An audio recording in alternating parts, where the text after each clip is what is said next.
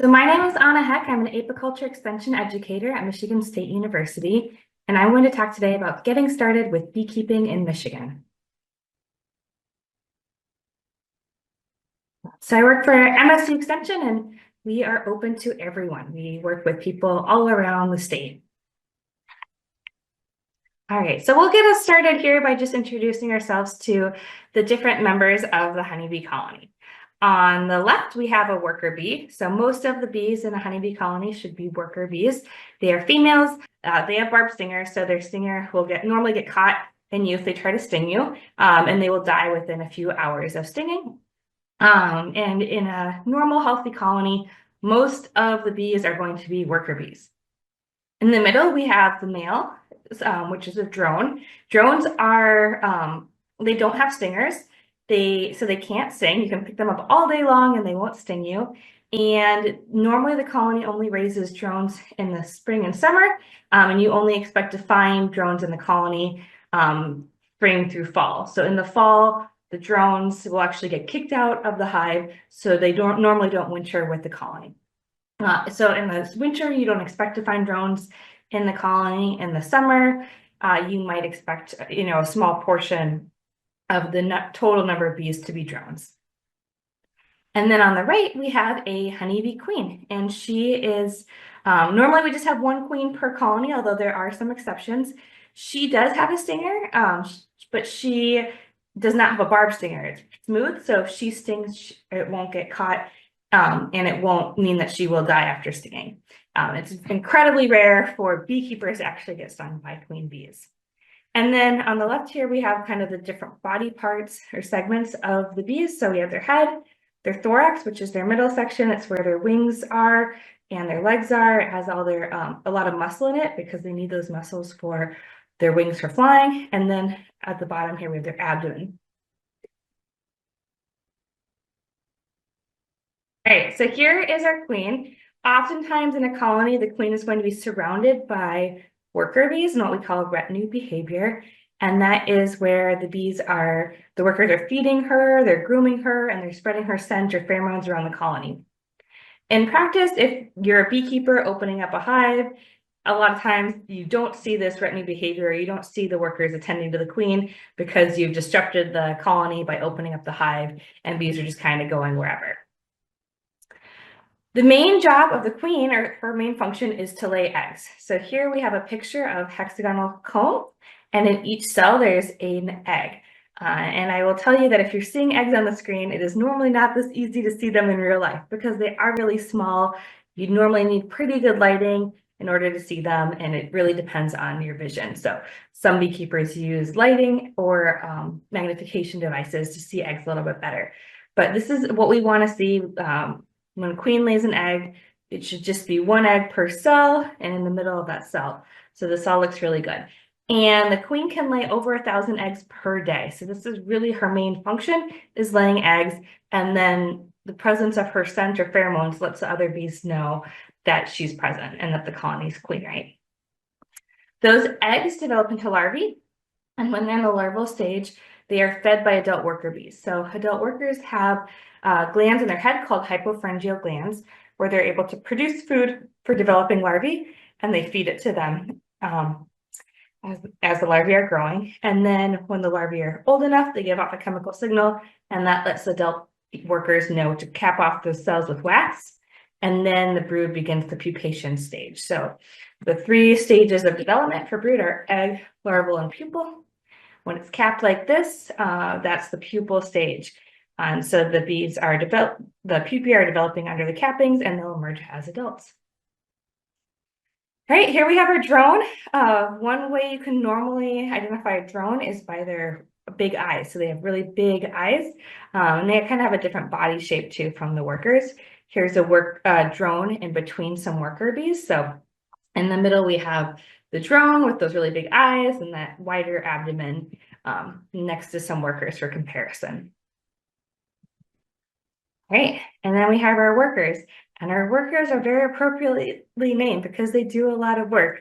So their main functions are to, when they're younger, do a lot of the tasks in the hive. So they will clean the cells, They will attend to the queen, they'll feed the developing brood, and then as they're older, they will forage for four things. They will forage for nectar, pollen. A lot of times people think of pollen as being yellow or orange, but it can be all kinds of colors. It can be brown, red, gray, green. So this is a worker with pollen on her hind legs. Honeybee workers have a part of their hind leg called a pollen basket or a corbicula, and that's where they're able to pack in pollen to bring it back to the hive. And then bees also forage for resins.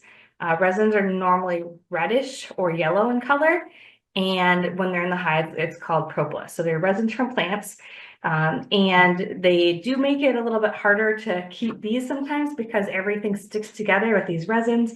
We use a tool called a hive tool to pry open bars and frames and boxes. So it is sticky, it stains clothing, but it also has a lot of antimicrobial properties. So there's a lot of research now in the benefits to the honeybee colony of having propolis in their hives. All right. And then the fourth thing that they forage for is water. So bees will forage for water. All right. So here we have just the development time of the queen, worker, and drones. So queens have a shorter development time than workers and drones. All of them are eggs for 3 days. And then the larval stage varies. So for queens and workers, it's going to be 5 days. For drones, it's going to be 7 days. And then that pupal development time also varies. So queens and workers are females. They develop from a fertilized egg.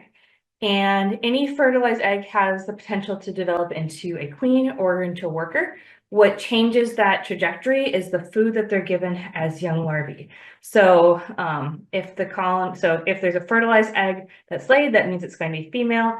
If the workers choose to give that young female larva, royal jelly in kind of a different proportion and quantity of food, that will change that larva's trajectory. So she develops into a queen instead of into a worker. And then the drones develop from unfertilized eggs. So and they have a longer larval development time and a longer pupal development time. And the drones, their main function in the colony, is really outside of the colony. So mostly their function is reproduction with queens from other colonies. So when drones are old enough, they will leave the hive and they will hang out in an area in the sky called the drone congregation area. And that is where they will wait for young female queens to come by for mating flights. Queens can mate within the first couple of weeks of their life, and after that, they're no longer able to mate. So when there's a young new queen, before she's able to go lay, she will go on mating flights, and she will mate with, sometimes a dozen or a couple dozen drones. And then she has an organ called the spermatheca, where she's able to keep that sperm alive from those mating flights. And so the queen, after those couple of weeks during her mating flight, she will no longer be able to mate, but queens can live for multiple years, and they're still able to lay fertilized eggs because of that spermatheca organ. Drones, on the other hand, will die after mating. And the drones fly normally a shorter distance from the hive than queens do, so that helps prevent some inbreeding. And this illustration is from the Beekeeping in Northern Climates, 3rd edition manual, and that's from the University of Minnesota Bee Lab. And so this is an excellent resource.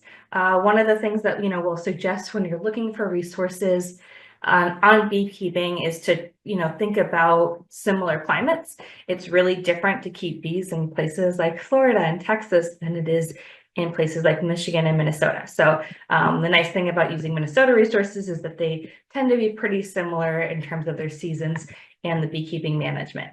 So this is a nice resource if you're looking for just a guide that covers a successful management strategy for keeping colonies healthy and alive in northern climates. All right, so our honeybees are not native to the Americas. The honeybees that we manage in the United States are from different parts of Europe. So But honeybees we have here in Michigan are mostly from parts of Europe. And that's important, I think, to think about. There's a lot of different species of bees. We only have one species of honeybee in Michigan, but we have over 400 species of bees total. So a lot of the species of bees we have in Michigan are native. Honeybees, on the other hand, we think of them more in terms of livestock, and in terms of their function than we do in terms of conservation, like some of our other species of bees. So there are many species of native bees that aren't managed like honeybees, and we think a lot about how to support them through conservation. Some of these species of bees seem to be doing really well, others seem to be in decline. Honeybees, on the other hand, are kind of more managed as livestock, primarily for honey production and for pollination. So when we think about our honeybees, we really do think about them as animals or livestock that we're managing. And I put a picture of my dog on the screen so that we could have a little bit of a comparison. But like my dog, honeybee colonies need food, water, shelter, and medical care. So we'll get started with food here. So a lot of times, honeybees are flying from their hive and they're getting their food, which is nectar and pollen, from flowers. However, they're not always able to have access to floral resources. So if they're foraging for nectar and honey, and the nectar is a sugary liquid substance from the flowers, the bees bring it back and they have to dry it out. They have to dry a lot of the water out of it. Once the moisture level is low enough, they'll cap it with wax, and that's normally when beekeepers call it honey. And honey and nectar is just full of carbohydrates and sugar. It's what bees need for those long foraging flights, and they need that honey to survive the winter. So right now in February, the colonies in Michigan are clustered. They're eating honey to have enough energy to move the muscles in their thoraces, where they're near their wings. And so the bees are eating that honey in order to have enough energy. All right. And then the pollen is where there's a lot of protein, fats, vitamins, and minerals. And that's really important for the development of bees. All right, and this is a really sad photo, but I wanted to show it because I think it's important that bees can starve, unfortunately, and it does happen. One thing that can happen is that the colony goes into winter without enough honey. And so here we have a frame of dead bees on this comb, and there's just not any honey in sight for them. So this is really why when we're talking about honeybees as livestock or animals that we take care of, oftentimes they get enough nectar or honey from the environment, but not always. So it's the beekeeper's responsibility to make sure that the colony doesn't starve. And then here's another picture of a colony that's starving. So unfortunately, if the colony isn't able to get enough food, it can then start cannibalizing the brood, which is what we're seeing in this picture. And this is something that we worry about a lot in the spring, because colonies that go into winter consume their honey stores all winter long. And then we might get to a point in the spring where the colony is raising a lot of brood, there's a lot of mouths to feed, maybe there's a lot in bloom, but then in Michigan, we might get these periods where it's just too cold or too wet for the bees to forage from the hive. And then that's when a colony can starve pretty quickly. So it's just important for the beekeeper to really take care of the colony and prevent starvation. So we feed honeybees. There's several different ways that we can feed sugar syrup. This is one example in the photo where it's a bucket with some holes on the bottom, and then the bees have access to the bottom of the bucket. There's frame feeders, there's top feeders, there's all kinds of feeders to feed bees syrup. And we normally do this feeding when the colony is very small in size, so small in population. If we need the bees to draw out a lot of comb, so our worker bees have glands in their abdomens where they're able to produce little flakes of beeswax. So that's how they build all of that comb. And normally they need access to either a lot of nectar or a lot of sugar syrup in order to make new beeswax. Sometimes there's just not enough food available in the environment. Sometimes if a colony is sick, it can help them to have a good nectar flow or to have access to feed. And then sometimes there is a lot of bloom, but there is just not good weather for flying. It might be too cold, it might be too wet, it might be extremely windy. And then sometimes, the colony has honey, but there's just not enough for it to go on into winter or through the spring. So then we'd want to feed it as well. A nice resource on honeybee nutrition is from the Honeybee Health Coalition. So they have a free guide that's online, and that will give you a lot of information on the nutrition of bees and then supplemental feeding. All right. And then, like most other animals, our honeybees need water. And they especially need water when it's really hot outside. So our honeybees will go to a water source and they will collect water and bring it back to the hive.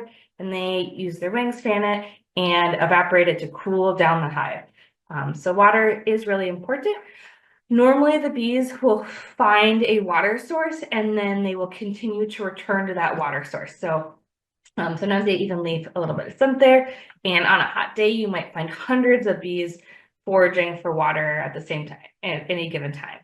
And this is one way that unfortunately our honeybees can be a pretty big nuisance to neighbors, is if we have, if the bees decide that the water source is going to be, for example, the neighbor's swimming pool or bird bath, or other place where the neighbors aren't expecting to see hundreds of honeybees. So that brings me to the generally accepted agricultural management practices, or the GAMPs. And these are, you can find them, they're part of Right to Farm. They're on Michigan Department of Agriculture and Rural Development's website.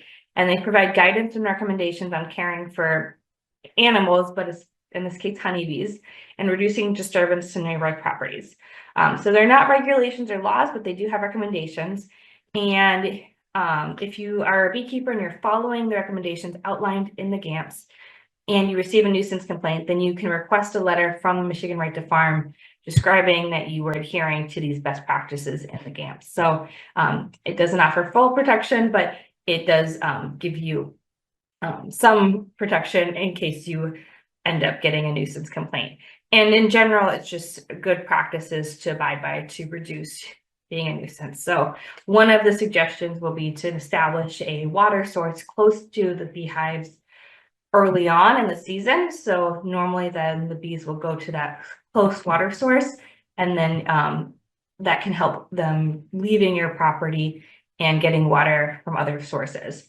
If you wait too long to establish that water source, the bees will likely still continue to go to the water source that they already discovered, even if you put water closer to their hive.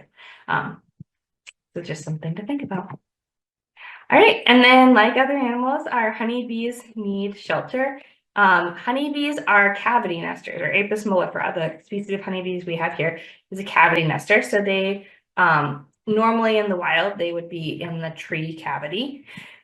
We like to manage our bees in hives. The hive style you see in this photo is called the Langstroth hive.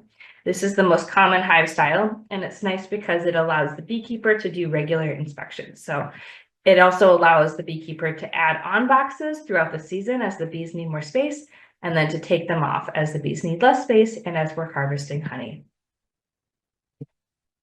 So technically, the hive is the home with equipment where the bees live, and the colony is the group of honeybees, but you'll find that beekeepers very often use these words pretty interchangeably. And here in this photo on the right, we have a cluster of bees in the winter. So if you were to open up a hive in the winter, you would find the bees all clustering, and this is how they stay warm. They get really close together. Again, they use the muscles in their thoraces, that middle body segment, to shiver and generate heat, and they consume honey in order to have the energy to do that.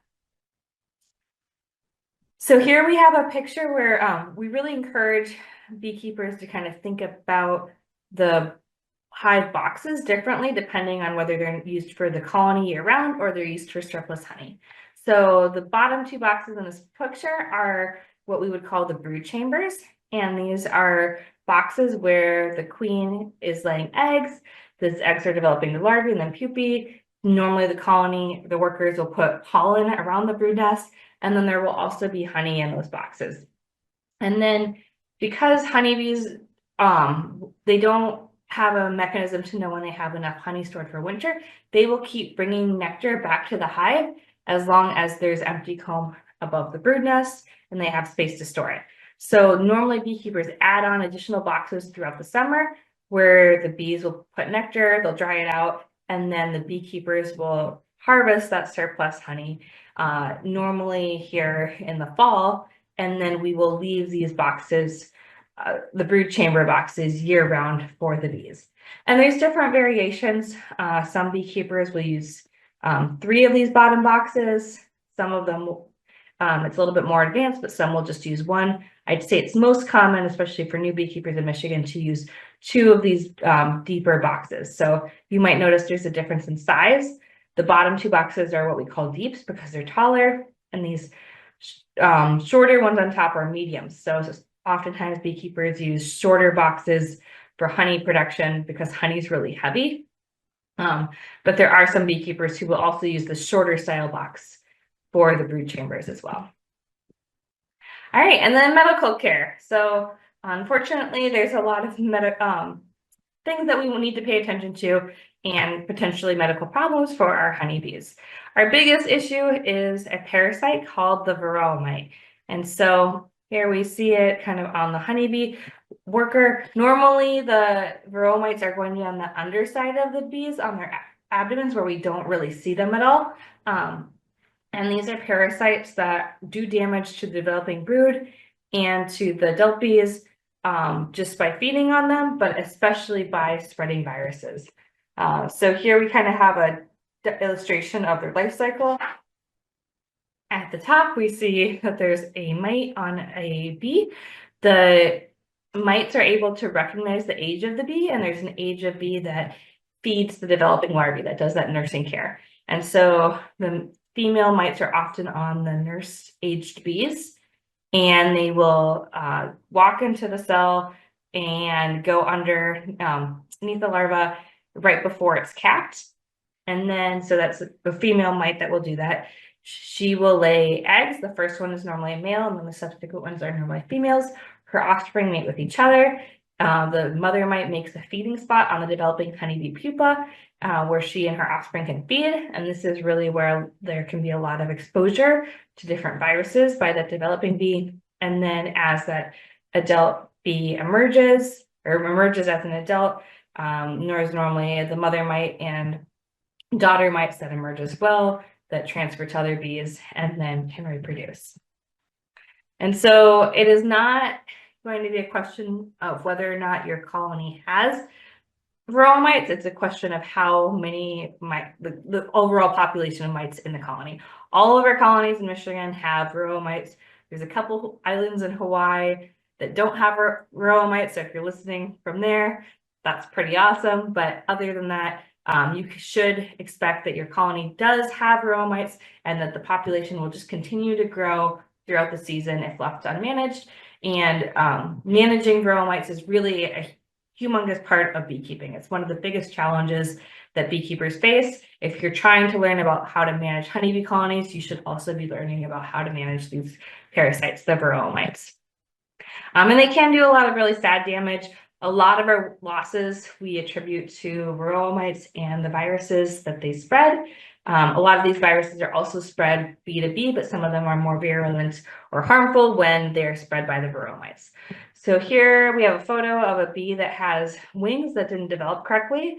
And so this is something that we'll see sometimes when there's really high levels of deformed wing virus in the colony, which can be spread by the Varroa mites. So if a bee is developing in a cell and the Varroa mites are feeding on that bee and spreading high levels of deformed wing virus, sometimes we'll have these bees emerge with deformed wings. And this virus does all kinds of other things. Even it can be in bees that have wings that look perfectly fine, but it can still make them susceptible to other issues or shorten their lifespans or have other health effects on bees. And then this is a picture of brood from a colony that had really high levels of Varroa mites and viruses. And so if you hopefully remember what the healthy brood looked like, where it's kind of white and plump and C-shaped or U-shaped. And then here in this picture, we have a lot of brood that looks sunken or melted or twisted or deflated. And so this is brood that's really sick because of the high levels of viruses. And this is something, we're not waiting until we see these signs of illness or stress in the colony in order to manage the mites. Our whole goal is to keep mite levels low so that we're not getting to this spot where the brood aren't surviving, because this would be really, I haven't seen a colony come back from being this sick. So there's different management options for Varroa mites. Some of them are non-chemical options where beekeepers can do certain things in their hive to help keep the mite levels low. However, most beekeepers in Michigan who are finding success keeping colonies healthy and alive year after year are using some kinds of treatments. So these are the treatments that are approved by the Environmental Protection Agency for managing Varroa mites. And so you'll see that there's several different options for beekeepers, and they all kind of have their pros and cons. There's not one that's kind of bested all the time or always easy. They all have kind of their own drawbacks. Some of them can be used when we're collecting honey for human consumption. Some of them cannot be. Some of them are really temperature sensitive. Some of them can't be used on really small colonies, so colonies small in population. And then some of them have more concerns with resistance. So, and then some of them do, kill some number of bees or brood, but an overall very small proportion of the overall population. So there's a lot of learning you can do on Varroa mite management. A really helpful tool is the Tools for Varroa Management Guide from the Honeybee Health Coalition. And the 8th edition is available online now. The coalition is working on the 9th edition because there are some new treatments that have come out. But this is the free online resource. It goes through all the different management options, including other ways to try to keep mite levels low throughout the season. And it has a lot of background information on Varroa mites as well. Because this guide doesn't include some of the newer treatments, some of us wrote an online article that does cover the newer treatments that were recently released. So those are Amiflex, Easyax, and Varroxian. And so you'll be able to find information on the treatments not included in the 8th edition of the guide from this online resource. All right, and then I'll just share that the Environmental Protection Agency has been trying to provide clarification to beekeepers on what can and can't be used to control Varroa mites in the beehives. So beekeepers because anything that's used in the hive to manage Varroa mites, which are a pest, is considered a pesticide, beekeepers need to be using treatments that are labeled for use for Varroa mites and then applying those treatments according to the label. And then outside of Varroa mites, there's other issues that bees can get. So chalk brood is a fungal disease. It's most common in the spring. European foul brood is a bacterial brood disease. It's really common in Michigan, unfortunately. We find it in a lot of colonies. It often clears up eventually through the summer, but it can mean that the colony is, small in population or produces less honey. And then sometimes we'll just see it reoccurring in a bee yard year after year. American foul brood is a bacterial brood disease that is not very common, but is something that we take really seriously because it has a spore that can live indefinitely in the comb. So again, it's not that common to find it, but if beekeepers do, they normally have to destroy all of the comb from that hive. So there's lots of learning to do about honeybee diseases. As a brand new beekeeper, your main goal is going to be just to recognize healthy versus sick brood. And if you find what you think is sick brood, to take good photos of it, reach out to experts so that you can get some help. So it can take beekeepers a long time in order to diagnose or visually identify some of these diseases. If you can just start by recognizing healthy versus sick, that's a really good start. A really nice resource that Michigan State University developed in partnership with Texas A&M University, University of Florida, and University of Minnesota is a diagnostic tools for honeybee diseases online learning module. So you can do this learning module. It has some quizzes to help you test your knowledge of certain bee diseases. It goes through some field diagnostic options. This tool was developed for veterinarians, so it's pretty technical, but it's also a really, really nice resource for beekeepers to learn more about honeybee brood issues and diseases. All right, so now we're going to talk through about honeybee inspections. So we've kind of already established that our honeybees are like animals or livestock that we're going to manage and take care of. We will do regular inspections. The frequency of these inspections depends on the time of year. Often in the spring, we're checking our colonies more frequently because they can grow so quickly that we want to make sure that they're getting what they need. And then in the summer, it might be, so in the spring, it would maybe be, let's say, every 7 to 10 days. More experienced beekeepers can go longer between inspections usually because they're able to anticipate a little bit better what the colonies will look like. In the summer, it might be every couple of weeks, in the fall as well. And then in the winter, we're still checking our colonies, but normally just to make sure that they still have food and we're not normally pulling up frames. So when we go through an inspection, we're going to be checking for 4 things. We're going to be checking that they have the right amount of food, right amount of space, that they're clean right, and that they're healthy. So we'll go through each of these. So first we're checking for food. So we're checking, do they have pollen? Do they have nectar and honey? And then are we supplementing them if needed? So again, we should be looking for nectar or honey in the hive. And that should be in the brood boxes as well. We should also be looking for pollen. That's usually around the brood nest. And then if we need to, we can feed some supplemental feed. So we can feed sugar syrup in place of nectar. And then there are protein supplements that we can give these. Some of them have real pollen that's been irradiated. Some of them just have different proteins and blends of vitamins and minerals that we can feed them. So that's an option as well. I'll say in Michigan, our bees tend to do pretty well in terms of bringing in pollen. There's other parts of the country where they have to do a lot more supplemental feeding with protein patties because they don't have as much pollen. But in most parts of Michigan, our bees do pretty well in terms of bringing in pollen. All right, next we're going to make sure that our bees have the appropriate amount of space. So here you can see in this hive, the bees probably needed some more space. It looks like the bees are kind of just boiling over. They maybe didn't have enough room. Smaller colonies, so if you get a colony to start, they normally do better in a smaller space. So that's why we start them off with a smaller space, and then we just add on boxes as the bees need more space for that brood nest to expand and for the bees to put in nectar for surplus honey. So again, we're really trying to think about the brood chamber boxes and the honey super boxes differently. The brood chamber being for the colony year round, and then the honey supers being for honey production for human consumption. And so this is also important in terms of how long we keep our comb around for. The comb that's used in the brood nest year round may have more disease and pesticide buildup, especially because it has the pollen in it, whereas the boxes and the honey supers are just really used for storing nectar and honey. And so there's those combs don't need to be replaced quite as frequently.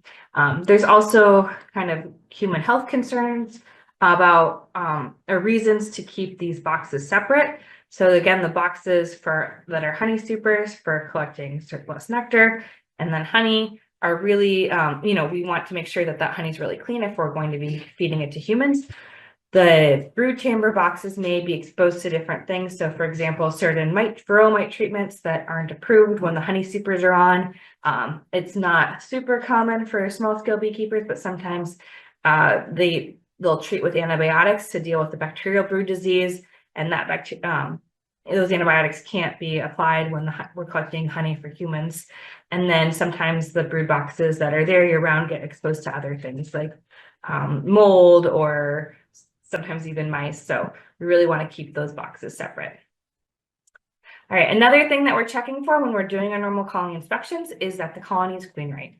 And even though we love seeing our queen, normally what we're going to do in an inspection is just look for eggs. So there's sometimes more than 50,000 bees in a hive, and so trying to find that queen can be pretty disruptive to a colony. So normally what we're going to do is just look in that brood nest area and try to find eggs. And if we see eggs like this, then we know the queen's there. If you remember from earlier, eggs are eggs for 3 days. So if we see eggs like this, then we can feel confident that that the queen's been there within the last 3 days or so. And so you might wonder, well, why wouldn't you have a queen? What could be going on? And so sometimes the colonies raise queens.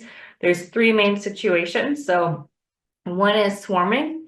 We think of our honeybee colonies as a superorganism. So the way that the superorganism reproduces isn't just on the level of the queen laying eggs, it's also on the level of the colony dividing itself. So colonies do this by swarming. It's really common, especially in the spring, for colonies that overwintered, that they will want to swarm as a way to reproduce. So oftentimes in the spring, the queen that survived the winter with the bees will leave the hive, and they will leave behind some queens that are developing. But the queen leaves the hive with a portion of the bees, so near for like a third to half of the bees, and they will initially hang out close to the hive in a swarm, and then move into a permanent hive location, like some kind of cavity. But then another thing that can happen is that colonies can swarm just if they don't have enough space in the hive. So if they don't have enough empty drawn comb for the queen to lay eggs and for the incoming nectar. Colonies can also raise new queens if they are superseding. And so this is when the colony decides that the queen is failing, or if she's not giving enough of those pheromones, they will raise queens, and eventually one queen will replace that older queen, usually. And then sometimes sometimes the older queen stays alive and there's 2 queens in the colony, but that's maybe not super common. And then the final situation is that sometimes the queen dies unexpectedly or is removed. And so in that case, the workers recognize that there aren't queen pheromones in the hive, and they will select some of the young female larvae to feed that royal jelly to raise a replacement queen. So here we have just a picture of the queen cells. So on the right, this is a sealed queen cell. So this is where there's a honeybee queen pupa developing inside. And then on the left, we have an emerged queen cell. So the queen used her mouth parts to open up the bottom of that cell. Normally it's the first, or often it's the first queen who emerges who gets to be queen. So if the colony, when they're raising queens, can sometimes raise a dozen or more queens. The first one out will often go and mark the other queen cells and the workers will help destroy those queens and queen cells. During a swarm, this is what a swarm can look like. So usually it's the queen with a huge portion of the bees in the colony, and they will congregate close to the hive in the swarm formation while bees look for a permanent hive location. So the scout bees will try to find some kind of cavity. They will do their waggle dance to communicate the direction and distance to the other bees. And then once enough of the bees are doing the waggle dance to the same location, the swarm will move on. So swarms are pretty cool. They tend to be pretty docile. They're fun to see, but we normally as beekeepers are trying to deter swarming because it means that we have unmanaged colonies out in the environment. One thing that can happen, unfortunately, is, maybe a swarm doesn't make its way into a tree cavity. Maybe it finds the siding of someone's home instead, and that can be pretty expensive for someone to have to remove.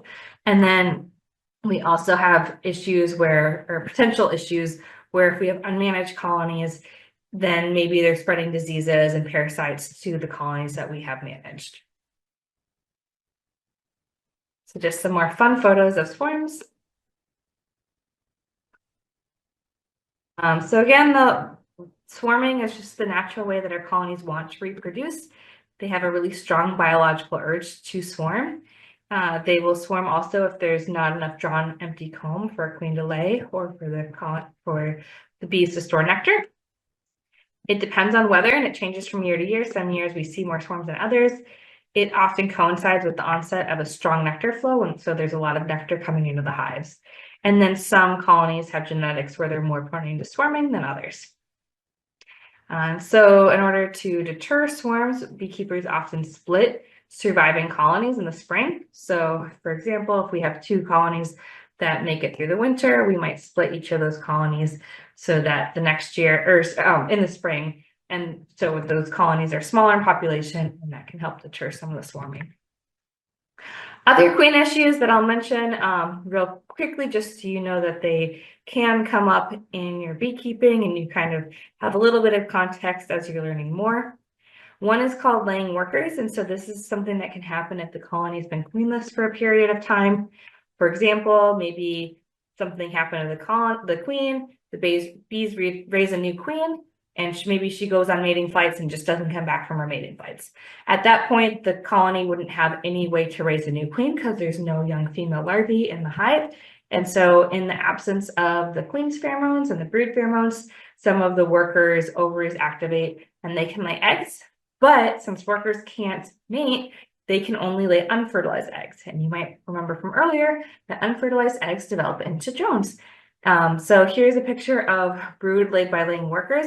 Some of the telltale signs of laying workers are multiple eggs per cell. So you might see some of the cells have 3 or more eggs in them. Sometimes laying workers will lay eggs on the sides of the cells instead of on the back and the foundation. And then the brood here that's developing, these larvae, are all kind of taking up a little bit too much space. So this is drone brood here that's developing, and the smaller cell that's normally where workers develop. And so for laying workers, there's different strategies, but you can't normally just give that colony a queen because the laying workers hive is unlikely to accept a new queen. So normally with especially small scale or beginning beekeepers, we'll suggest a combination so you can combine it with a queen-right colony. And this is one reason why we really suggest starting with 2 or 3 colonies, is because you have more options for troubleshooting. All right, another thing that can happen is a drone layer queen. And so this is where a queen is laying unfertilized eggs, where we expect her to be laying fertilized eggs.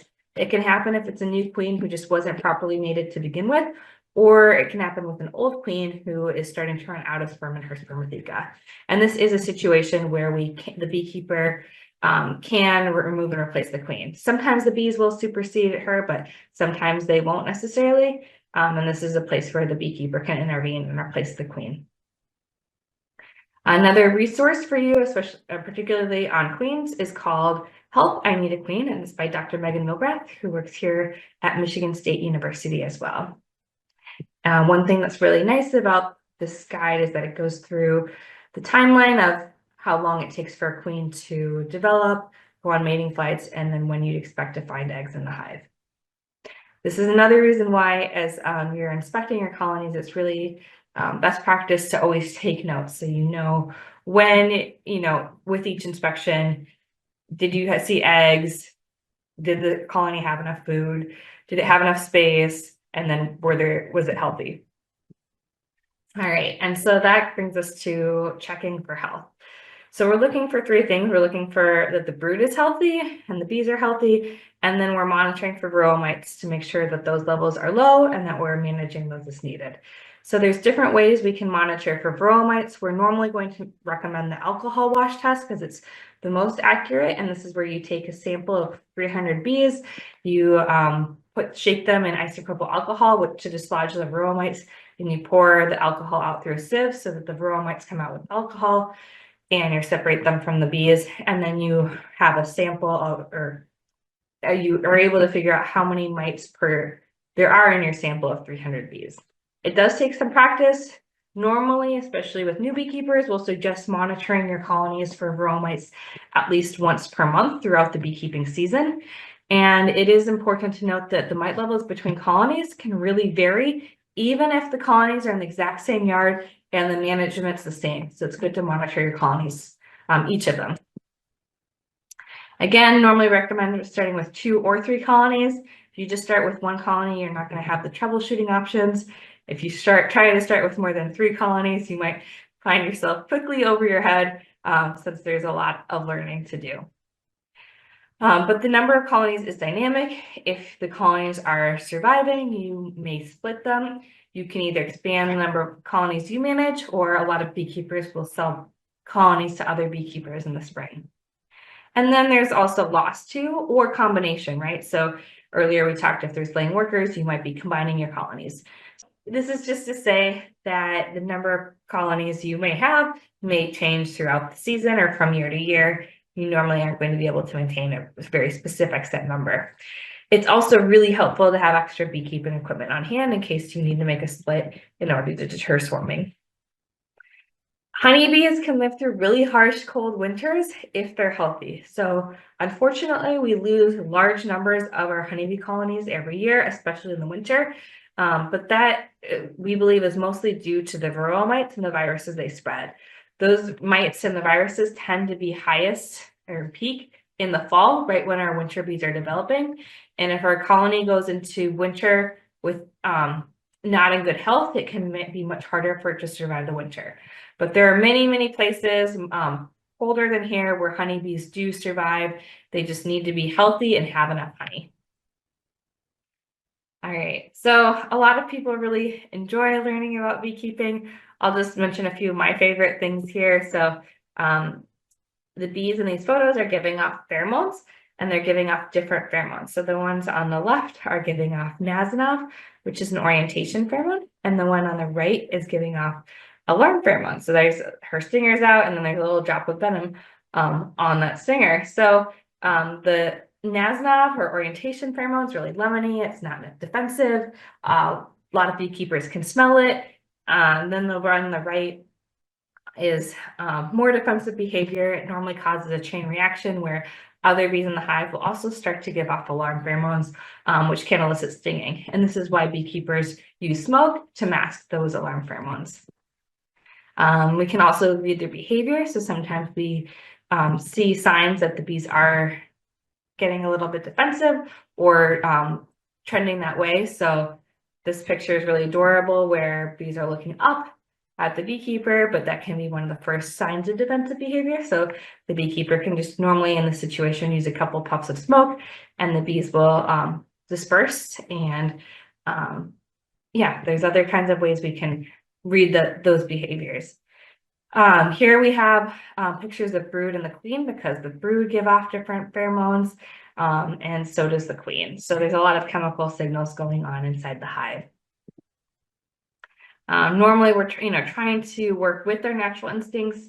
If you want to be good at beekeeping, what you should really focus on a lot is the honeybee biology. And if you can understand what the bees are trying to do, then that can make it much easier for you to understand how to manage the bees. And the colony's goal really is to get big enough in population, get enough food to survive the winter, and then to reproduce in the spring. So if you haven't started beekeeping yet and you want to think about, if it's a good fit for you, we have a free online class that's called Is Beekeeping Right for Me? And this covers many of the considerations that beekeepers told us that they wish they would have known before getting started. So the things it covers are, an introduction to the honeybee, how to help bees. I think a lot of people are interested in beekeeping because they hear about bees and they want to do something to help them. And oftentimes, if we're really focusing on helping bees, we're going to think a lot about the wild species of bees and conservation efforts. So there's a lot of options in there for people to, consider planting for bees or supporting them that way. There's the needs of beekeeping, which include physical demands, time demands. There's testimonials, and then also from beekeepers in the course, and then also information on financial costs. And then kind of regardless of whether people decide that the beekeeping is right for them, we invite them to make a pledge to help pollinators. So the course covers lifting. I think a lot of people underestimate how much lifting there is in beekeeping. Again, bees bring propolis or resins back to the hive that we call propolis. And so these boxes are sticking together. Honey can be really heavy to lift, and sometimes the lifting positions can be awkward with a honeybee hive. And then, this is done in suits and gloves that sometimes can interfere with the range of motion and dexterity. The veils can restrict vision at some points. The boxes can be hard to lift once they're full of honey and higher up. There's a lot of beekeepers that have back issues over time. So it's really something to think about, especially because there's these sometimes awkward twisting motions. But there are ways that beekeeping can be more accessible, or you can make accommodations if you're not able to lift. One great way is just to have another beekeeper help you, so that at least two people are lifting boxes. There are some alternative hive styles that don't require as much lifting. However, they can be more challenging to get bees to survive in Michigan. So just a little bit more advanced. We talk a lot about how much time it takes to keep bees. The actual inspections don't need to take that long, and they don't need to be done that often. I think the bigger time demand is just how much learning there is about beekeeping. There's also equipment prep. There's different associations and trade journals, so lots of learning opportunities, but it does take a long time. So we have some testimonials in the course from real beekeepers, quotes that we use that they shared with us about their experience getting started. And then we cover a little bit of the cost too. So normally it can vary depending on how you start with bees. A lot of times beekeepers are starting with packaged colonies or nucleus colonies that they're buying from other beekeepers. There's the hive equipment, which you can buy unassembled or assembled, painted or unpainted. There's personal protection equipment or PPE. There's tools like your hive tool and smoker. There's feed like sugar syrup and protein patties. There's medication like Varroa mite treatments. There's honey processing equipment. So normally, you're looking at over $1,000 or more just to get started. All right. And then, as I mentioned, the Is Beekeeping Right for Me online course covers how people can help bees. And the main way is planting flowers. So getting more floral resources in the landscape, more nesting sites for our wild species of bees, and keeping those flowers clean and free of pesticides that can harm bees. We also have another online course that's really about just supporting pollinators in general in Michigan, and that's called Pollinator Champions. It's a free online course that covers the bees in Michigan, how the issues they're facing, and how people can help. All right, so if you at this point are thinking you want to get started, normally our best recommendation for you is going to be that you don't start by buying bees. So start by buying a beekeeping suit, join a beekeeping club or association, and get some in-hive experience before you actually purchase bees. That might be through your beekeeping club. You might take a beekeeping class, or you might find someone who's willing to mentor you. There's about 30 beekeeping clubs in Michigan. You can find them on the Michigan Beekeepers Association's website, which is michiganbees.org, and they list the different clubs in Michigan. There's a lot of beekeeping conferences or schools that happen throughout each year. So this is an example of the beekeeping conferences and schools that happened this year. So most of them have already taken place, but the Michigan Beekeepers Association Spring Conference is happening this Saturday, March 1st on campus in East Lansing. And then the Southeastern Michigan Beekeepers Association Spring Conference is happening on Saturday, March 15th. And then Michigan State University does a lot to try to help beekeepers. So throughout the beekeeping season, we have monthly webinars where we answer questions from beekeepers, and the registration is open for all of those webinars this year. And we post the recordings online to our Michigan State University Extension website and to our YouTube channel. All right, so I'll cover some additional resources. We'll do surveys, and then I'll answer your questions. So Michigan State University Extension's website is canr.msu.edu/bees. And so this is where you'll find our extension materials related to bees and beekeeping. On the site, there's a button to sign up for our newsletter. So you can sign up for the Beekeeping and Pollinators email digest that normally goes out a couple times per month, and it has upcoming events and recent articles. So this is really our best way to communicate with you, is by signing up through this newsletter. There's also the Ask Extension form. So if you have beekeeping questions, or maybe you see something in your hive and you're not sure what's going on, the best way for you to ask a question is through the Ask Extension form. You can type out your question, and then you can also attach photos. So especially if you have a weird brood issue or something, it really helps us to be able to see your photos. And then it has a donate button as well if you want to support our work. Further down on the page, it has, different topic areas like beekeeping and gardening for pollinators. And then it also sorts information by articles, online courses, upcoming events, and videos. Another website that we have is pollinators.msu.edu, and that has a lot of information, especially on planting for pollinators. And then again, that is Beekeeping Right for Me online course is a great place to really think through if this is a good fit for you and some of the different considerations. Getting Started with Beekeeping in Michigan is an online article where we compile a lot of resources for beekeepers. So this is a good place if you're getting started or if you are just not really connected well as a beekeeper with the different resources here in our state. And then we compile a lot of other resources in this online apiculture programs and resources from Michigan State University Extension. This covers everything from different programs to regulations for beekeepers and other resources for them. And then I'll also just share that our MSU Extension food safety educators have been doing some special classes on honey and maple syrup. And so this might be of interest to people who are producing honey. So they have them scheduled through March 11th, 2025, but they are scheduling additional sessions throughout the year. Honey and maple syrup in Michigan are exempt from cottage food law, so the policies and laws around them are different than other food products. And then we're on Facebook. So our MSU Beekeeping Facebook page has a lot of upcoming opportunities and resources for beekeepers. And then Michigan Pollinator Initiative has things about pollinators in general. All right, with that, there's a lot of funding that makes our work possible, especially from Michigan Department of Agriculture and Rural Development and from USDA, the United States Department of Agriculture. Again, this is a program offered by Michigan State University Extension. I'm Anna Heck. I'm an apiculture extension educator at Michigan State University. If you have beekeeping questions, you can submit them to Ask Extension.